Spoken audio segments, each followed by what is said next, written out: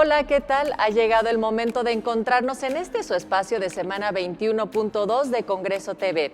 Yo soy Natalia Luna y será un placer compartirles la información más importante que se ha generado desde el Congreso de la Ciudad de México durante esta primera semana de actividades legislativas, una vez iniciado el segundo periodo ordinario. Y le platicaremos cómo fue su instalación. Y como las y los capitalinos estamos celebrando el 5º aniversario de nuestra Constitución Política, hemos preparado una crónica de cómo fue su conmemoración y le presentaremos una serie de reflexiones en torno a ello con quien fuera el diputado presidente de la mesa directiva del proceso de su elaboración durante la Asamblea Constituyente. Estamos hablando de Alejandro Encinas Rodríguez, actual subsecretario de Derechos Humanos, Población y Migración.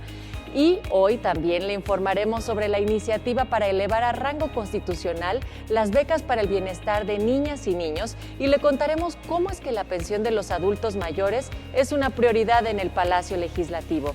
Y para platicarnos de algunos de estos temas, saludo con gusto a mi compañero Germán Martínez. Hola Germán, ¿qué tal? Hola Natalia, es un gusto saludarte en este espacio para contarles lo más relevante ocurrido esta semana aquí en el Legislativo local. Y es que justo esta semana el Congreso de la Ciudad de México inició su segundo periodo de sesiones ordinarias del primer año de trabajos de la segunda legislatura, mismo que se prolongará hasta el 31 de mayo del presente año. Después de la ceremonia de instalación, el Congreso llevó a cabo la primera sesión ordinaria, donde fue aprobado un acuerdo de la Junta de Coordinación Política con relación al calendario de sesiones que contempla la realización de 35 sesiones ordinarias. Esta semana fue turnada a la Comisión de Puntos Constitucionales e Iniciativas Ciudadanas la iniciativa de reforma al artículo 8 de la Constitución Política de la Ciudad de México enviada por la jefa de gobierno, la doctora Claudia Sheinbaum Pardo, misma que tiene como objetivo elevar a rango constitucional los programas Bienestar para Niñas y Niños, Mi Beca para Empezar y La Escuela es Nuestra Mejor Escuela. En la conferencia de prensa, la coordinadora del grupo parlamentario de Morena, Marta Ávila Ventura, señaló que la iniciativa es una muestra clara de la posición del gobierno para convertir en derechos universales los programas sociales. El diputado migrante del Congreso de la Ciudad de México, Raúl de Jesús Torres, presentó en sesión ordinaria una propuesta de iniciativa para expedir la Ley para Protección y Atención de las Personas Migrantes y Personas Originarias de la Ciudad de México, residentes en el extranjero y sus familias. El legislador señaló que la iniciativa tiene una visión de respeto y seguridad a los derechos humanos y que incluye al Estado como un ente activo y responsable en las políticas públicas en favor del desarrollo integral de las fases migratorias del país, como en el espacio de origen, tránsito, destino, retorno, desplazamientos, asilo y refugio para las personas migrantes y migrantes originarias de la Ciudad de México. En otros temas, los diputados Ricardo Rubio y Cristian Damián Monreri y la diputada Luisa Adriana Gutiérrez Ureña propusieron derogar el artículo 25 del Código Fiscal de la Ciudad de México, mismo que establece un incremento del 35% al costo en la tarifa del agua a las colonias que registren un consumo superior a los 60,000 litros durante la primera mitad del año. De acuerdo con el diputado Ricardo Rubio, un estudio de 2015 de Conagua determinó que el consumo promedio de agua en la Ciudad de México es de 380 litros por persona al día, lo que implica que una familia de 5 integrantes consumiría 57,000 litros al mes, 114 al bimestre, cifra muy superior a los 60,000 litros que establece la ley, lo que significa que todas las familias serán acreedoras al aumento del 35% en el cobro del agua. Agregó que tampoco se justifica técnica ni jurídicamente por qué el incremento tendría que ser del 35% y no del 30% o del 20%. Esta iniciativa será dictaminada en las Comisiones Unidas de Hacienda y la de Presupuesto y Cuenta Pública. El diputado Nazario Norberto Sánchez propuso crear un registro de paseadores de mascotas de la Ciudad de México, mismo que contendría los registros de las personas interesadas, capacitadas y aprobadas por la Agencia de Atención Animal para llevar a cabo dicha actividad. La reforma a la Ley de Protección a los Animales de la Ciudad de México busca que la Agencia de Atención Animal pueda aprobar y expedir los permisos a las personas paseadoras de mascotas, así como encargarse de su capacitación previo a la expedición de dicho permiso, y concluyó que el objetivo principal es que la capital cuente con una regulación necesaria para proteger a los paseadores de perros, los dueños o propietarios y desde luego a los animales, quienes merecen la mejor protección. Por su parte, el diputado Diego Orlando Garrido López propuso otra reforma a la Ley de Protección a los Animales de la Ciudad de México para que la Agencia de Protección Animal ofrezca gratuitamente cursos de capacitación profesional a quienes deseen obtener la certificación como paseadores perros. La diputada Marta Ávila Ventura propuso una reforma a la Constitución Política de la Ciudad de México para ampliar de 12 a 14 semanas el descanso por maternidad, lo anterior a fin de avanzar hacia una legislación y derechos cada vez más plenos y amplios que no solo garanticen el ejercicio de la maternidad, sino que busquen el mejor bienestar de las mujeres trabajadoras que toman la decisión de ser madres. Por último, les platico que el diputado Jorge Gaviño Ambriz presentó una iniciativa de reforma a la Ley de Protección a los Animales de la Ciudad de México con vistas a erradicar los rastros clandestinos, ya que estos establecimientos significan un grave riesgo para la salud y son lugares donde se practica la crueldad contra los seres sintientes.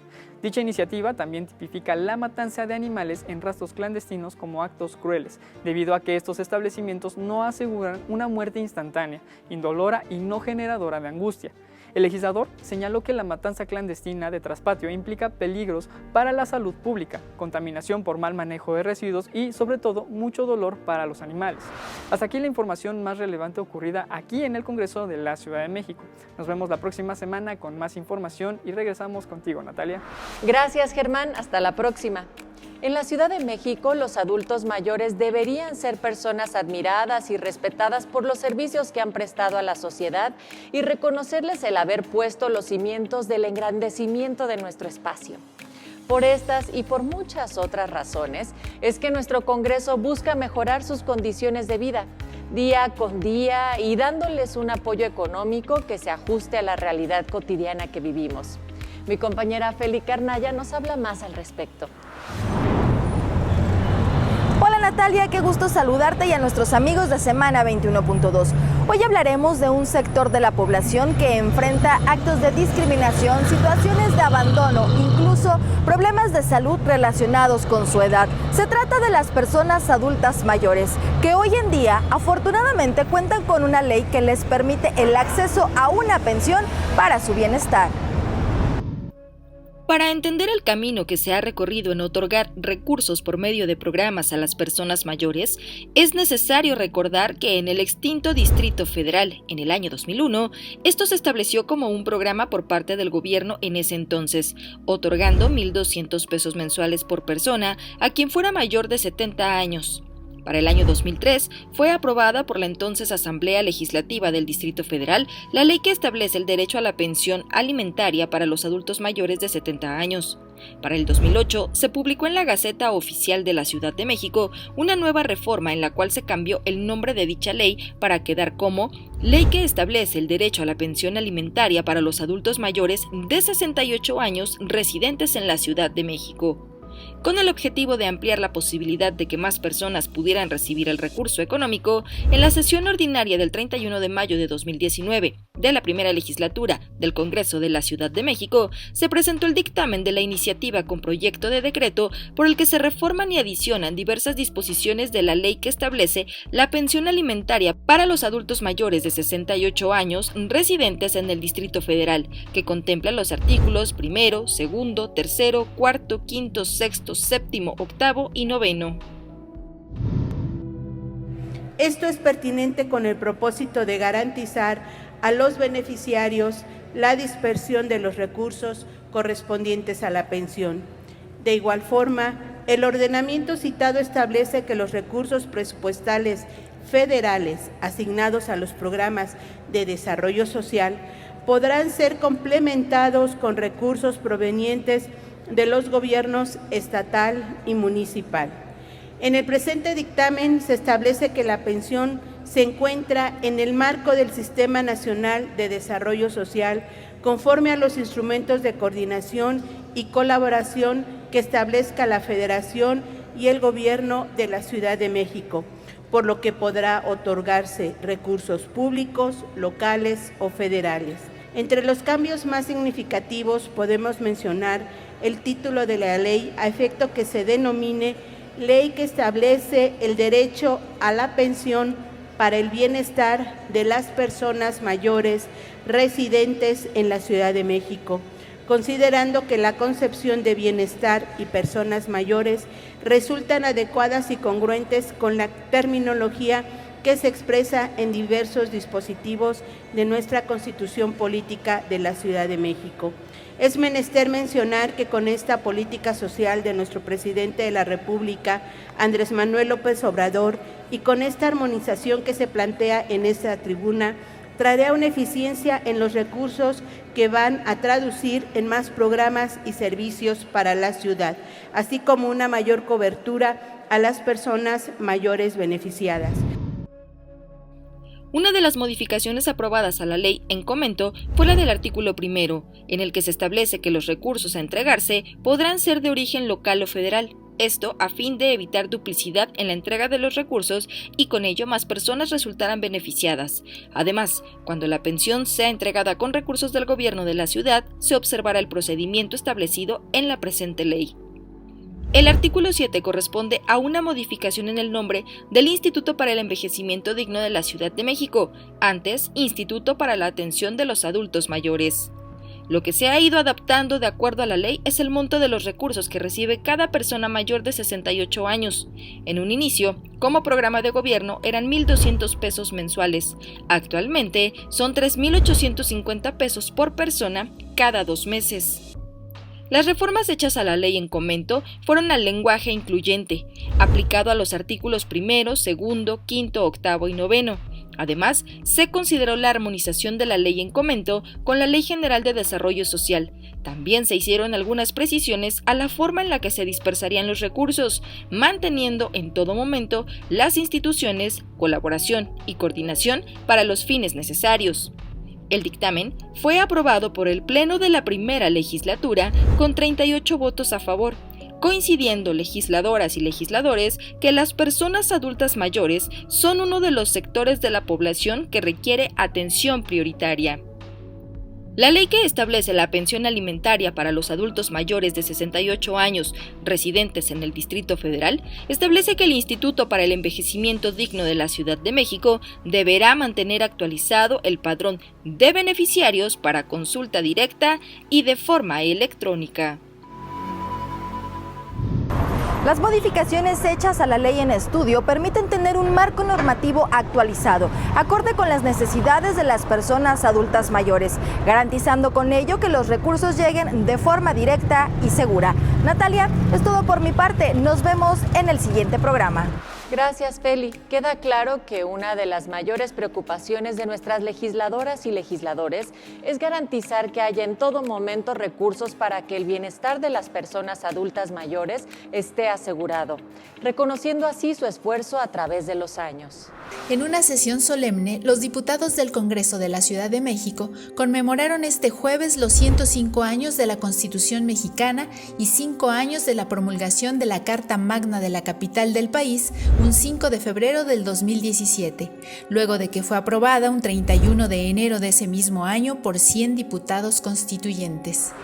Esta es una constitución que rompió con los viejos paradigmas del constitucionalismo en nuestro país para crear una carta de derechos donde el centro de la atención de la Constitución no era el Estado, no era el gobierno, sino la sociedad. Y esto, sin lugar a dudas, ha marcado una nueva ruta en toda la vida legislativa del país. El 5 de febrero de 2017, los habitantes de la Ciudad de México tuvimos por primera vez una constitución política propia, que entró en vigor en septiembre del 2018, una carta magna donde la capital asume principios fundamentales como la cultura de la paz y la no violencia, y la función pública apegada a la austeridad. Ahí se establece el derecho a la autodeterminación personal y a la muerte digna. Se incluye la protección de los animales y el derecho a la participación ciudadana directa, entre muchos otros derechos plasmados en 71 artículos. A 5 años de que se promulgó, el Congreso de la Ciudad de México conmemoró la creación de este importantísimo documento para nuestra ciudad. Nuestra compañera Marina Estrada conversó con algunos de los legisladores sobre cómo se han concretado estos principios constitucionales en la vida de los capitalinos y el camino que falta por recorrer.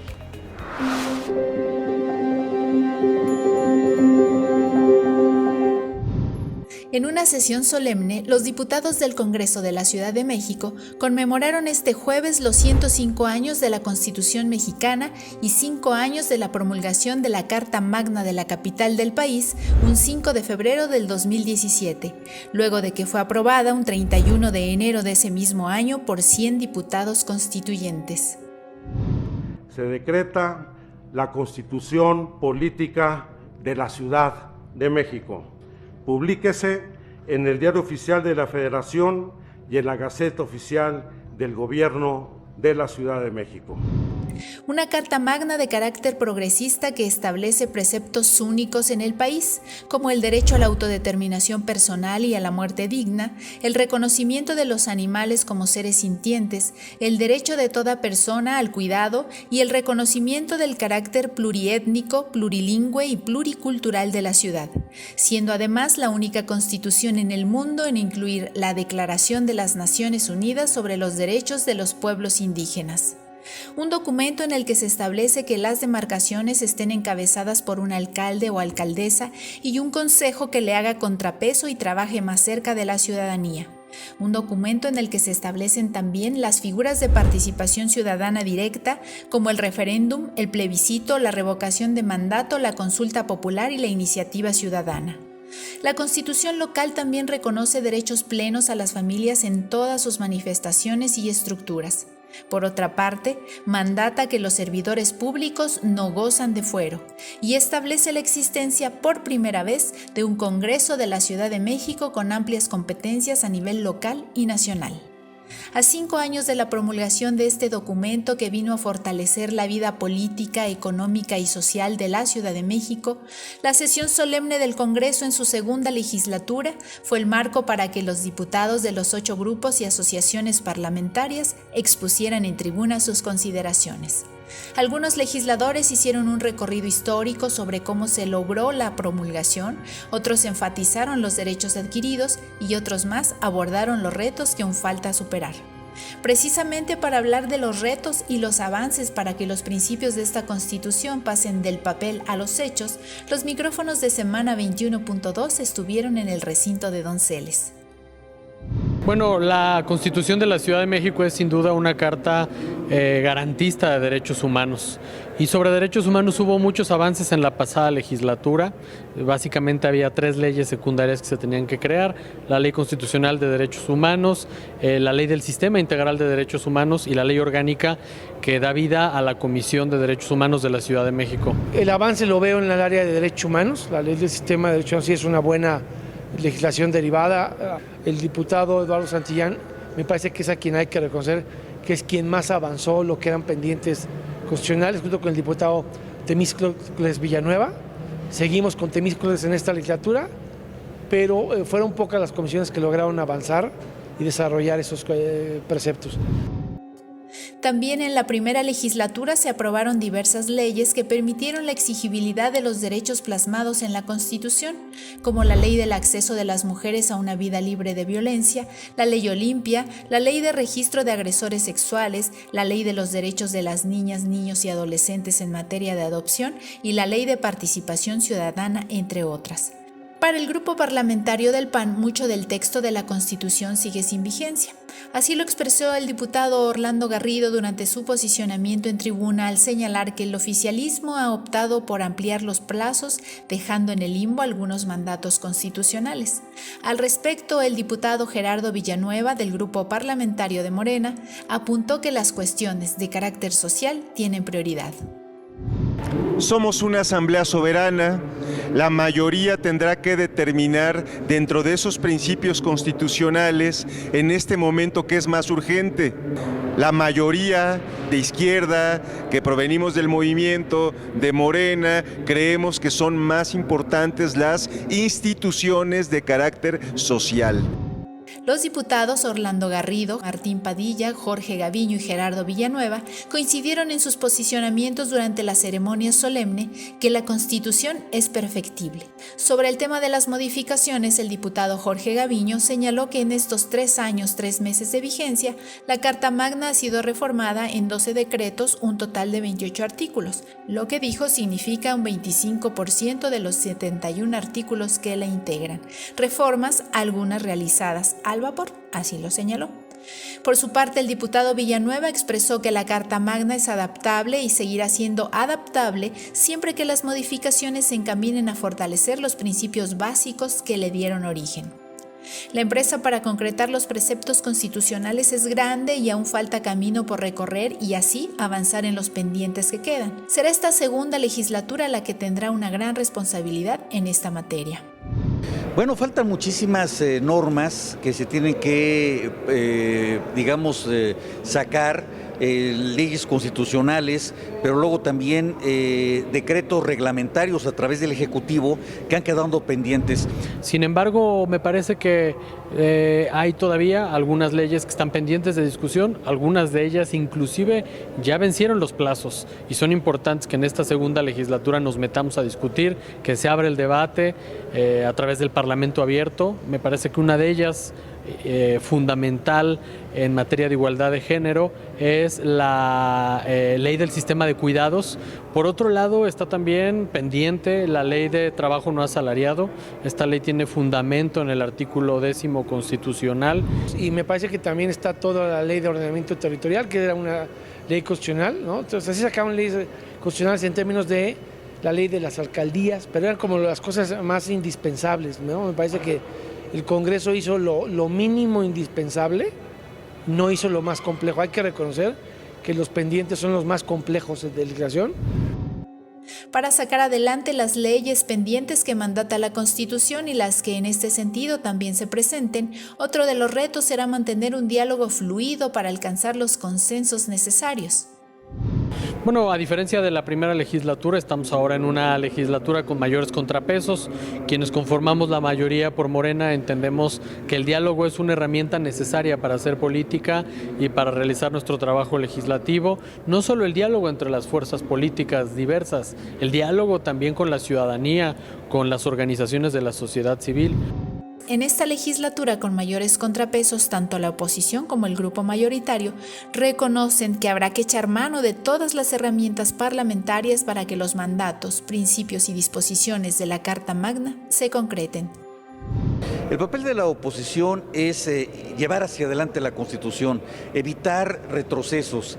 Esta Constitución lamentablemente ha tenido más del 25% de cambios en tan solo 3 años, 3 meses y días que lleva en su vigencia. De tal manera que lo que tenemos que hacer como oposición es adelantar las normas y evitar los retrocesos. La oposición y Morena tenemos que hacer lo mismo, tenemos que votarlas. Tenemos que sacar las leyes, se pueden votar a favor o en contra, pero lo que no podemos hacer es no sacarlas. Lo peor que yo puedo hacer como tu representante es evadir, tomar una decisión. Cumplir, no divorciarnos de la gente, que los asesores no sean necesariamente los individuos, las compañeras y compañeros que trabajan con nosotros, sino que sea el pueblo el que esté sometiéndonos a la observación más crítica, que sean los tiranos de los diputados, que nos exijan, que reclamen. Nuestra función de legislar, de gestionar y de fiscalizar, pues es algo que tenemos que cumplir a cabalidad.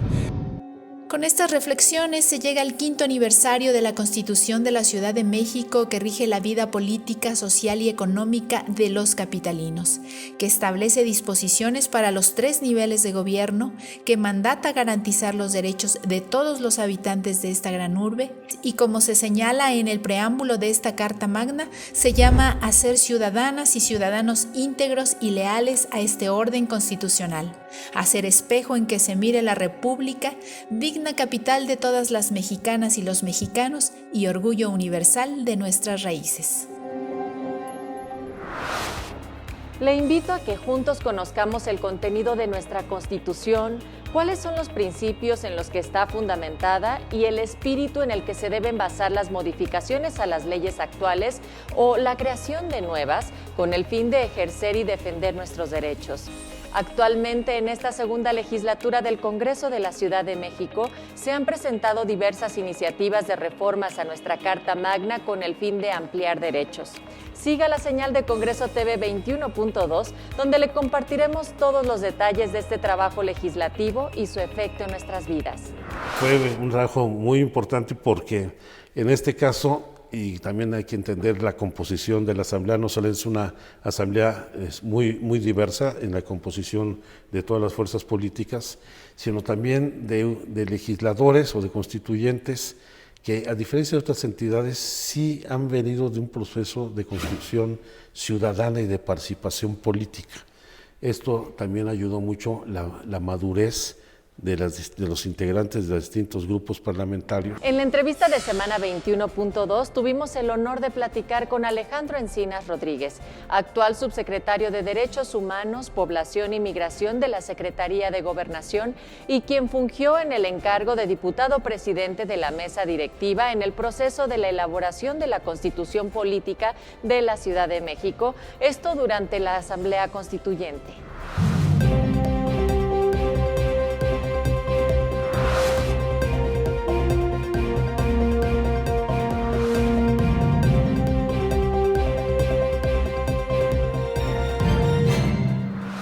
Estamos conmemorando los 5 años de la promulgación de la Constitución Política de la Ciudad de México y en Semana 21.2 hemos dedicado, por supuesto, este espacio para platicar sobre ello, reflexionar cada vez más y quién mejor que hacerlo de la mano del subsecretario de Derechos Humanos, Población y Migración, Alejandro Encinas, quien fue además presidente de la mesa directiva del Constituyente. Subsecretario, bienvenido. No, al contrario, es un gusto estar aquí en el canal del Congreso. Esto es un tema que, además de ser relevante para la ciudadanía, es muy personal, subsecretario. Sí, sin lugar a dudas, fue un proceso apasionante que nos llevó muchos años desde que vino la reforma política de 1977, cuando se abre la posibilidad del registro de las fuerzas de izquierda a la participación política electoral. Una de las aspiraciones que se plantearon desde el primer momento fue la construcción del Estado 32. El lograr que la Ciudad de México tuviera un gobierno propio y dejara de ser una dependencia del gobierno federal. Y yo quiero entender todo este proceso como un esfuerzo social y de construcción colectiva que duró muchos años. Este es el resultado del esfuerzo de muchas generaciones que se abocaron a democratizar la Ciudad de México.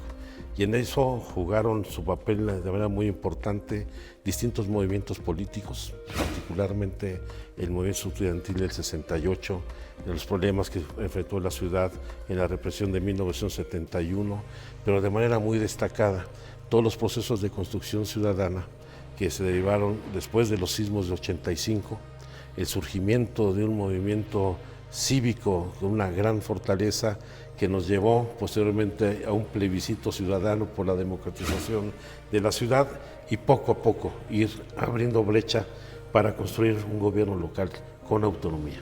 Usted ha sido un personaje fundamental para la vida política y social de la Ciudad de México.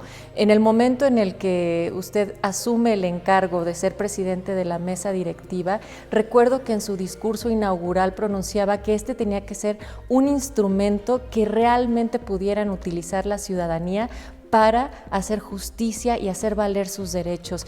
A 5 años de distancia, ¿cuáles son los balances o reflexiones que le surgen en este sentido? Bueno, yo creo que el saldo, sin lugar a dudas, es muy positivo. Esta es una constitución que rompió con los viejos paradigmas del constitucionalismo en nuestro país para crear una carta de derechos donde el centro de la atención de la Constitución no era el Estado, no era el gobierno, sino la sociedad. Y esto, sin lugar a dudas, ha marcado una nueva ruta en toda la vida legislativa del país.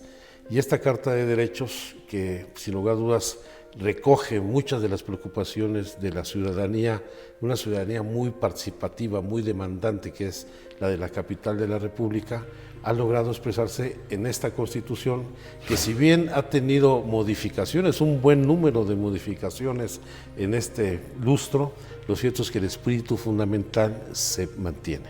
Es una Carta de Derechos en una ciudad que permite el ejercicio de los derechos y donde el Estado, la autoridad, tiene claramente limitadas sus alcances, sus competencias y la necesidad, la obligación de construir un proyecto de ciudad a favor de la propia gente. ¿Cómo fue el proceso de discusión para poder llegar a nuestra Carta Magna, para poder llegar a una Carta de Derechos precisamente? Porque tal vez nuestras audiencias estén familiarizadas con las discusiones que se dan ante un pleno, pero en este caso del constituyente, ¿qué recuerda en específico? Bueno, había que construir un esfuerzo que nos permitiera crear consensos prácticamente para aprobar párrafo por párrafo la Constitución.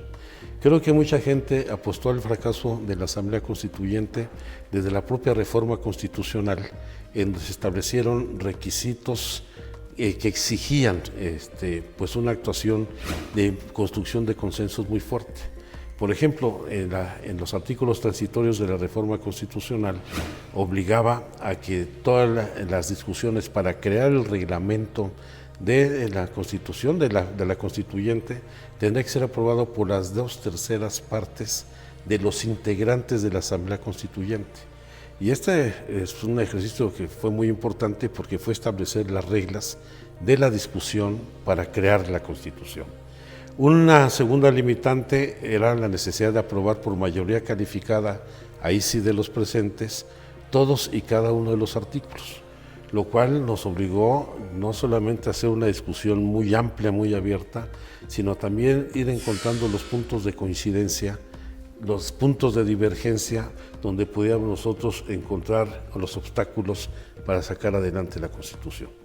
En la primera parte del ejercicio, sin lugar a dudas, nos llevó más de 15 días solamente discutir las reglas del juego, establecer nuestro reglamento, crear las comisiones de dictamen, establecer el nombramiento de la mesa directiva, que afortunadamente salió por unanimidad, prácticamente por unanimidad, y una vez que empezamos las discusiones y a conocer los proyectos de dictamen de las comisiones, hubo que hacer algunos ajustes, porque en algunas ocasiones algunos artículos, por una palabra, podrían no solamente limitar la aprobación del artículo, sino todo un capítulo de la Constitución.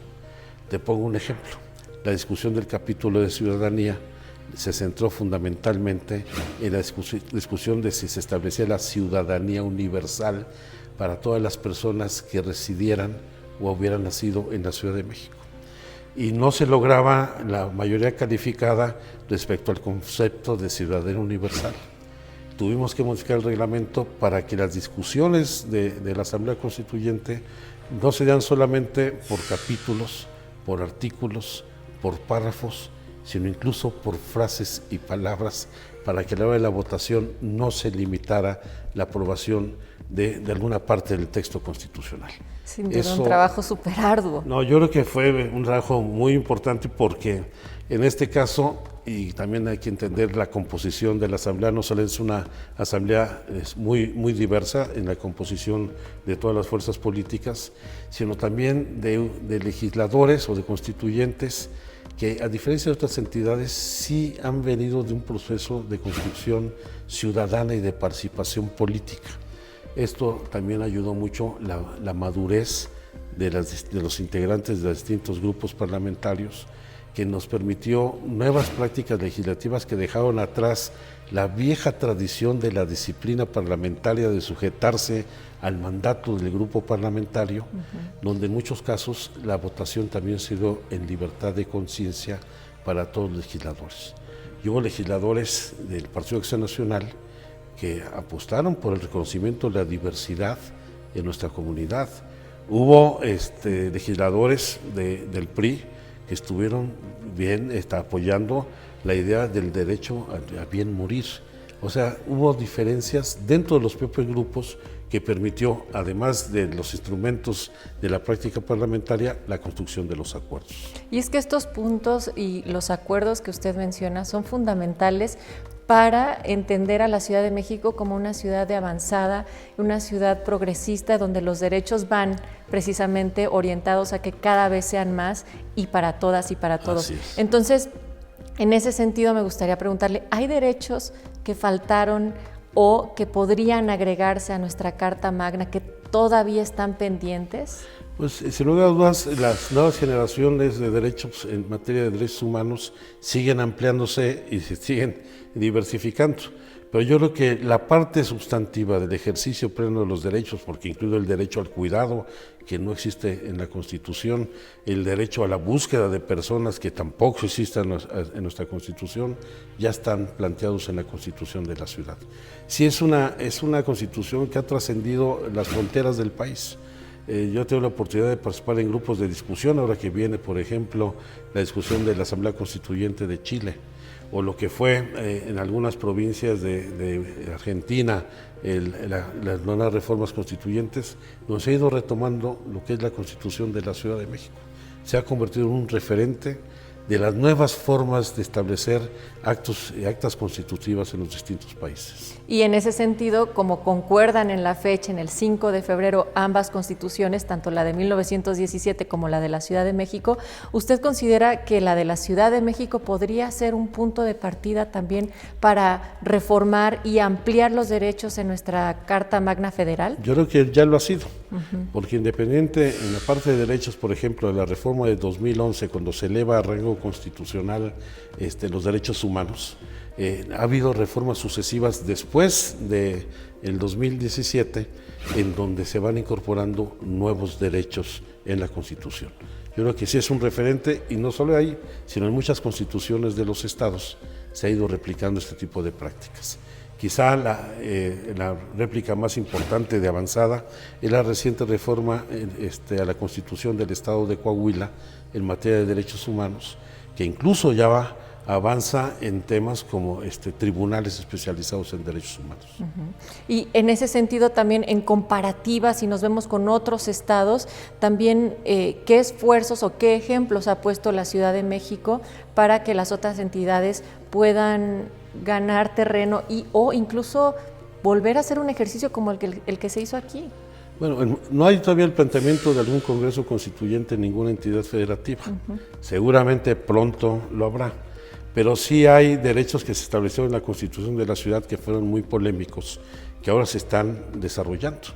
El matrimonio igualitario, el derecho a la suspensión legal de embarazo, con distintos fraseos en distintos lugares, pero se va acreditando este tipo de derechos en todo el marco constitucional de los estados del país. ¿Cómo le podemos explicar a nuestras audiencias qué cambió, además del nombre y además de tener una Carta Magna, en la vida cotidiana de las y los capitalinos? Yo creo que cambia fundamentalmente la relación entre el gobierno y la ciudadanía, donde en esta parte de los derechos existen instrumentos para su ejercicio y establece las obligaciones de la autoridad para que ésta garantice su cumplimiento. Se generaron nuevos instrumentos en la relación también en la forma de ejercicio del gobierno en los distintos territorios. El haber logrado que por fin no tuviéramos una figura unipersonal que se reproducía en el jefe delegacional, que no tenía ningún contrapeso dentro de la demarcación territorial y que había llevado prácticamente a replicar la vieja idea del centralismo que tenían las delegaciones políticas, y la existencia hoy de cabildos, lo que son prácticamente en las alcaldías este tipo de cuerpos colegiados, ayudan de manera muy importante. El haber tenido el establecimiento de la necesidad de tener un programa de desarrollo de largo plazo de la ciudad a 20 años, que son de las asignaturas pendientes todavía, también va a dar certeza a toda la ciudadanía de cuáles son las políticas que se van a implementar en el entorno donde reside. para el desarrollo de su infraestructura, de sus servicios, la protección del medio ambiente, la prestación de los servicios que corresponden por parte de la autoridad. Yo creo que los instrumentos de la democracia participativa, más allá del plebiscito, el referéndum, el establecer lo que es el presupuesto participativo, ya con instrumentos que además van a permitir la fiscalización y el control de las actividades que desarrolla la autoridad, son muy importantes, aunque hay que reconocer que todavía no se utilizan plenamente o a cabalidad estos instrumentos de los cuales ya pueden utilizar los propios ciudadanos. Entonces yo creo que lo más importante es que deja de ser una constitución para el ejercicio del poder, para ser una constitución para que los ciudadanos ejerzan sus derechos y permitan la construcción de un proyecto de una sociedad distinta. No solamente un proyecto de ciudad, sino una sociedad de derechos, participativa, y que tengan los instrumentos para hacer valer los derechos a los que tiene acceso. Lo dice con mucha emoción. Pues se ve un proceso de construcción de muchos años y la verdad es que fue un honor haber podido participar en este esfuerzo. ¿Alguna reflexión final que quisiera compartir? Pues pedirle a la segunda legislatura del Congreso de la Ciudad que haga un mayor esfuerzo para garantizar la implementación plena de la Constitución.